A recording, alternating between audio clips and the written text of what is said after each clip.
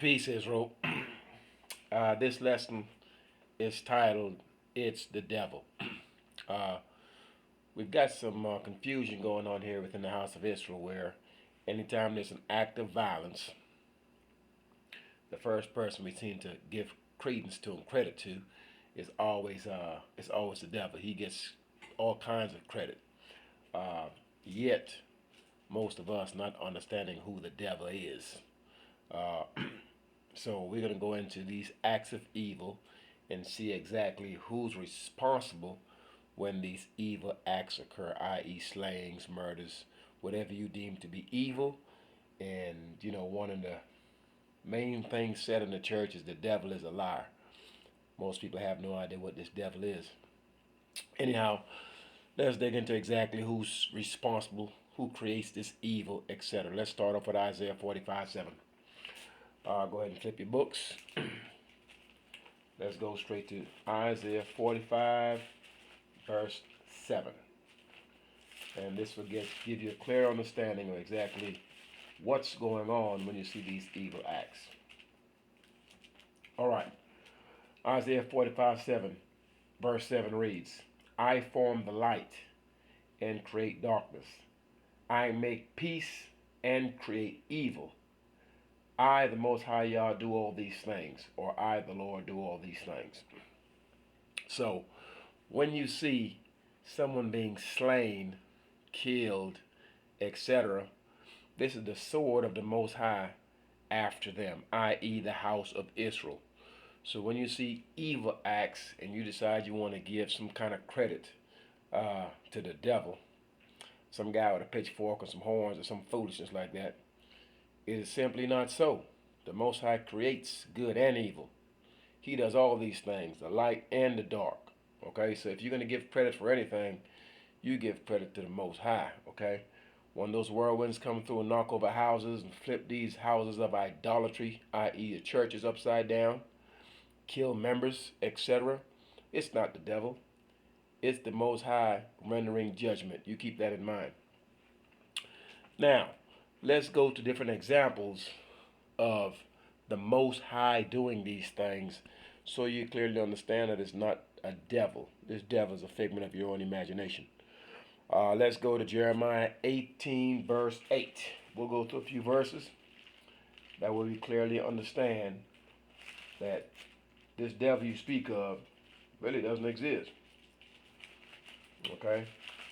Jeremiah 18, verse 8. Let me get there. Just to give you some different examples. Jeremiah 18, verse 8 reads, If that nation, that is the nation of Israel, a bloodline of people, against whom I have pronounced, turn from their evil, I will repent of the evil that I thought to do unto them. So once the nation of Israel had sinned against the laws of the Most High, what he did was pronounce evil against the house of Israel. He sent the sword and pestilence, etc., after us. And hence we are in the condition that we are in today. So evil was pronounced against us. Hence you see our enemies will carry out evil acts against us. The Most High is responsible for this. The minute you wake up to that fact, then you know exactly what it is you must do in order to free yourself from it. Let's go to Jeremiah 16, verse 10. Once again, it's giving you a clear understanding that it's the Most High that's doing these things. Okay, you have to understand that. Jeremiah 16, verse 10. And it reads, And it shall come to pass, when thou shalt show this people all these words, and they shall say unto thee, Wherefore has the Lord pronounced all this great evil against us? Or what is our iniquity? Or what is our sin that we have committed against the Lord our God? So, Israel is pretty much asking himself, what is it have we done that has caused the Most High to bring all this evil against us? Did you see them asking anywhere that what has caused Satan to do this? If Satan was responsible for evil, then why would they not ask him, why is he bringing the evil against them? So You must have to read carefully, understanding this book, so you know exactly who's responsible for quote unquote evil. It's not evil, it's judgment. Okay? Let's go to Job. Go to Job 42:11 so you can understand a few things. Okay? At the start of it all, it tells you how you read into the story. Excuse me, how, you know, Satan came up to the Most High, and the Most High said, have you considered my servant Job, etc., etc. There is no Satan floating around in the heavens with the Most High. And I will explain that to you with some verses. Okay, you have to understand what you're reading and take into consideration what you're reading. Job had become prideful, okay? And so the Most High had to humble Job. Simple as that. In his pride and arrogance, he failed to esteem the Most High. He failed to praise the Most High. He put himself before the Most High. And once you do that, then you're bound to fall. So the Most High had to humble Job. And during his time of suffering, he clearly understood exactly who was doing it to him. It wasn't Satan. Okay? So let's kind of read where Job pretty much acknowledges this. Go to that once again, Job 42. Let's go to Job 42. Job 42, verse 11. Then came there unto him all his brethren, and all his sisters, and all they that had been of his acquaintance before, and did eat bread with him in his house, and they bemoaned him, and comforted him over all the evil that Yah, the Lord, had brought upon him. Okay? So, he clearly understood that all the evil that was brought upon his house was brought on by the Most High. It wasn't the devil, okay? It was the Most High. So we have to kind of clearly understand these things. The Most High is responsible for all the goodness that you get, and when you're going through a time of suffering, He's also responsible for that. So be sure that you give praises where it's due, okay? And stop praising Satan and giving Satan credit for all types of nonsense. There is no Satan. It's a figment of your imagination. Okay? What you do is in accordance with your own heart. Okay? No one tells you to commit adultery. No one tells you to murder people. The devil doesn't come and whisper this in your ear. This is the evil that's within your own heart. Okay? So let's go ahead and get this devil thought out of our heads. Jeremiah 17, verse 8. Let's go to that. Just kind of giving you some different verses so you understand clearly that this devil thing you're talking about is absolutely crazy. All right. Now, Jeremiah 17, verse 8. One second. Jeremiah 17, verse 18. Excuse me. Jeremiah 17, verse 18. And it reads, Let them be confounded that persecute me, but let not me be confounded. Let them be dismayed, but let not me be dismayed. Bring upon them the day of evil, and destroy them with double destruction. So, if Jeremiah and Israel is speaking of not being dismayed, okay, and for those that to bring double destruction unto them, and to bring evil unto the enemies of Israel, okay, why are they praying to the Most High for this? If Satan is responsible for evil, you would think that's who you would contact for that, for evil. Do you not think so? Okay? So keep these things in mind, all right? There is no devil. All right, let's continue to Jeremiah 18, verse 11. Jeremiah 18, verse 11. And it reads, Now therefore go to, speak to the men of Judah, and to the inhabitants of Jerusalem, saying, Thus saith Yah, Behold, I frame evil against you, and devise a device against you. Return ye now, everyone from his evil way, and make your ways and your doings good. So, the Most High says clearly, Thus saith Yah, thus saith the Most High, behold, I frame evil against you. So clearly, the Most High is letting Israel know all the evil things that's coming upon you, i.e., you getting killed in churches, you being hung, shot down in the street, being dead last in everything, dying of sicknesses, living short on everyone else, never having enough, caught up in iniquity, etc., etc. All these things, all these curses, all these evils that are upon you are brought onto you by the Most High. The devil is not responsible for this. And this you must understand. Okay? Now let's go to Jeremiah 32, verse 23. All right? Jeremiah 32. Let me flip my books. Okay? And let me see here. 32, verse 23. Let me get there. And it reads, And they came in and possessed it, but they obeyed not thy voice, neither walked in thy law. They have done nothing of all that thou commandest them to do. Therefore thou hast caused all this evil to come upon them. Okay? So this is clearly speaking to Israel, who did not follow the laws. Okay? They were commanded to do certain things, they did not do it. So therefore the Most High said he has caused all this evil, okay? All this evil to come upon them. Them who? The house of Israel. Keep in mind, the house of Israel are the only people that were given the laws of the Most High. The other nations at this point are incapable of following the laws of the Most High. It was not or never given unto them. So keep these things in mind. They have never received the laws of the Most High, so they cannot follow the laws of the Most High.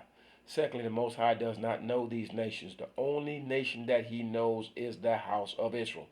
Period. Out of his own mouth he said this. Okay? Israel, of all the families of the earth, only you have I known. Therefore I will punish you for your iniquities. All right? So therefore, he doesn't know them. They were never given his laws. Okay? However, once Israel returns to its rightful place, and we return to follow these laws, and we are the priest of the earth, all the other nations will have to come and learn the laws of the Most High through the house of Israel, through his son, Israel. Okay? No one else is the son of the Most High but the house of Israel. Okay? So now let's go to Jeremiah 32, verse 42. All right? 32:42. For thus saith Yah, like as I have brought all this great evil upon this people being Israel, so will I bring upon them all the good that I have promised them. So once again, we see here in verse 42, okay, of Isaiah 32, of Jeremiah 32, that the Most High is responsible for the evil that's brought upon Israel. So we have to really consider, when we face these type of difficulties, exactly why is this happening to us. Okay, we must consider, what have we done that's causing this judgment to be brought against us, and stop looking to blame some Satan figure. There's no such thing. Okay, it is the Most High rendering judgment, meaning there's something that you're doing that's incorrect, that's wrong, or that's against the laws of the Most High. And once you do that, okay, he will pronounce evil against you. We're reading it right here, okay? And so hence you're going to be killed, slain, murdered, shot up, etc. Okay, that's for you being in disobedience. Judgment is brought upon you. Now, let's go to Ezekiel 6, verse 10.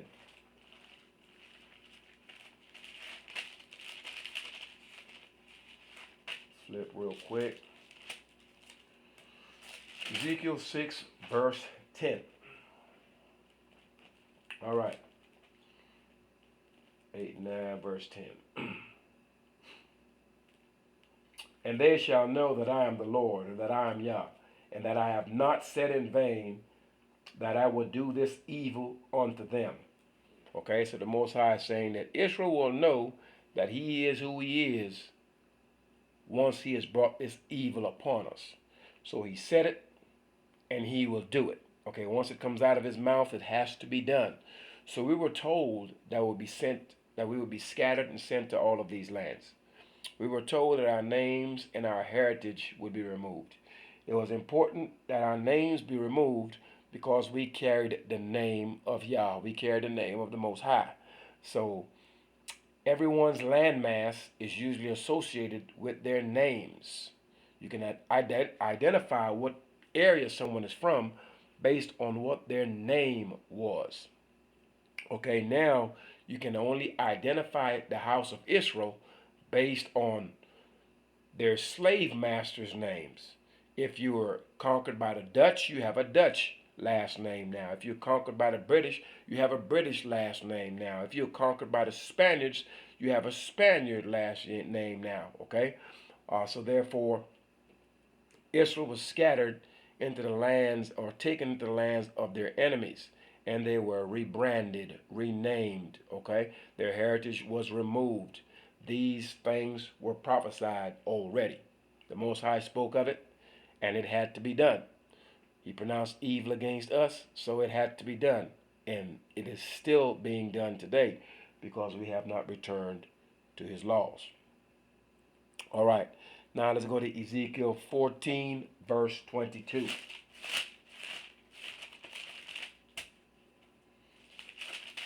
This is giving you different, going through a few parts in the book so you understand clearly who's responsible for this. That way you're no longer saying, oh, the devil is a liar. No, you're a liar. The man's a liar. Okay? He lies about what's in his heart. There's no such thing as some devil someplace floating around and talking to the Most High or something crazy like that. All right. Here we are once again, Ezekiel 14:22. Yet behold, therein shall be left a remnant that shall be brought forth, both sons and daughters. Behold, they shall come forth unto you, and ye shall see their way and their doings, and ye shall be comforted concerning the evil that I have brought upon Jerusalem, even concerning all that I have brought upon it. Okay?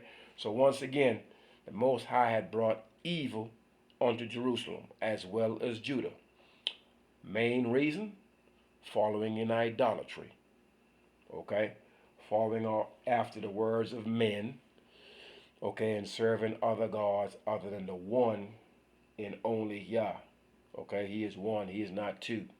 Okay, so let's get this clear. And he doesn't have a son named Jesus anywhere. It doesn't exist. And this will be made clear to you. All right, let's go to Daniel 4, verse 25 real quick. Trying to make this a pretty short lesson. Daniel 4, verse 25.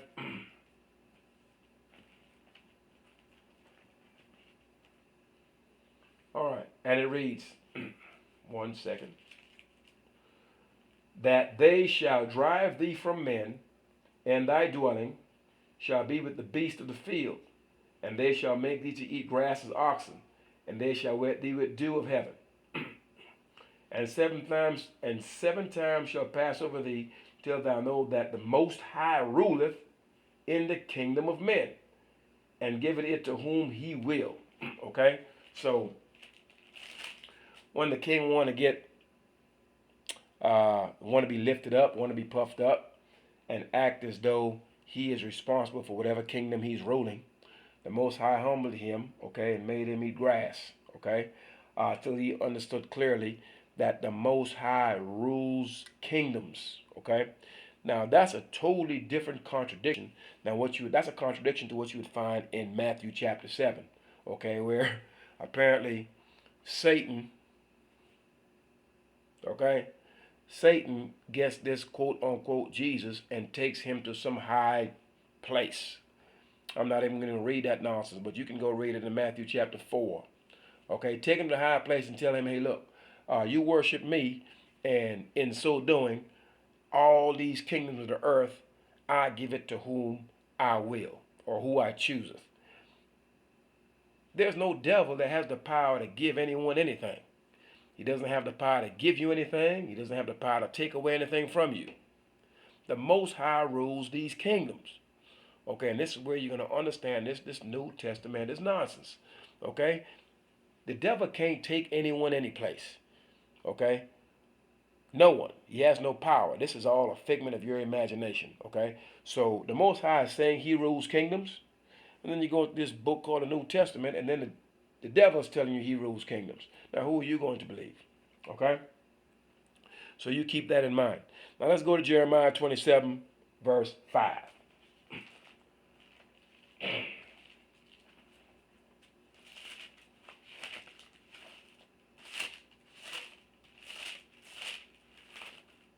All right. Jeremiah 27, verse 5. All right. Now let's read what the Most High has to say.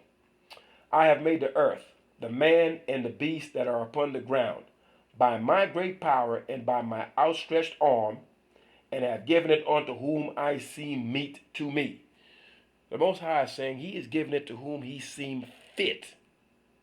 That's what meat means. Okay? So therefore, the Most High said He make the man and the beast upon the earth. And that He is the one that gives it to who He sees fit. So how come you have this quote unquote devil telling you in Matthew chapter 4 somewhere that he runs kingdoms and he can give it to who he feels or whatever the case may be? Straight garbage. Contrary to the laws and the ways of the Most High. And you will learn this, okay? You make sure you read these books and compare it to what the Most High and His prophets are saying, and then you go to that New Testament. It's garbage, but you ought to read it.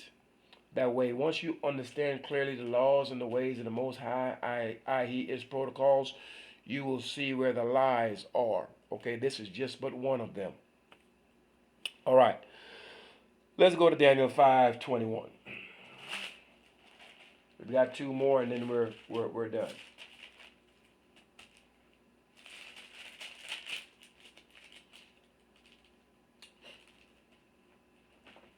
All right, Daniel 5:21, and it reads, And he was driven from the sons of men, and his heart was made like the beast, and his dwellings was with the wild asses. They fed him with grass like oxen, and his body was wet with the dew of heaven, till he knew that the Most High Yah ruled in the kingdom of men, and that He appointed over it whomsoever He will. Once again, we've just went two places where the Most High is making clear, okay, that He runs the kingdom of men, not the devil or anyone else. Okay, and He appoints these leaders of these different nations, not the devil.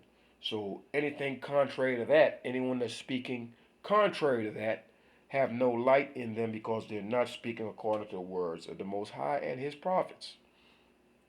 All right, we're going to touch on one more and wrap this lesson up. Let's go to Isaiah 14.